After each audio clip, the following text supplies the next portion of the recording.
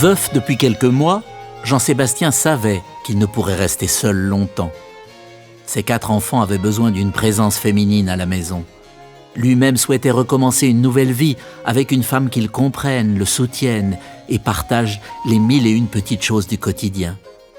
Lorsqu'un trompettiste d'une cour voisine lui présenta sa fille Anna Magdalena, Bach fut sous le charme. Elle n'avait que 20 ans quand lui en avait déjà 36. Elle était douce et bienveillante, mais surtout c'était une musicienne professionnelle, dotée d'une voix ravissante de soprano, au point de devenir très vite la cantatrice attitrée de la cour de Köthen.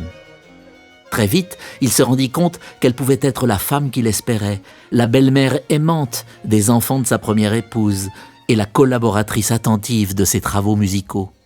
En décembre 1721, Anna Magdalena Wilke devenait la seconde Madame Bach.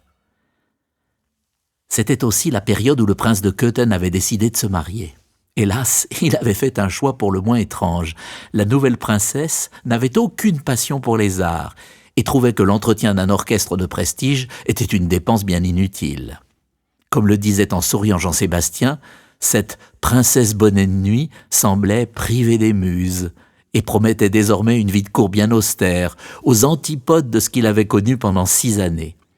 Il devenait urgent de chercher fortune ailleurs, et peut-être de trouver une ville plus importante, dotée d'une université pour ses plus grands enfants.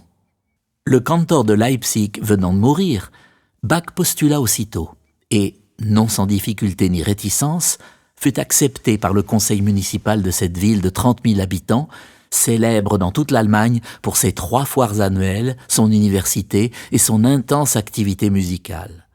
Pour cela, il fallait accepter un salaire, une reconnaissance et des conditions de travail infiniment moins gratifiants qu'à Köthen.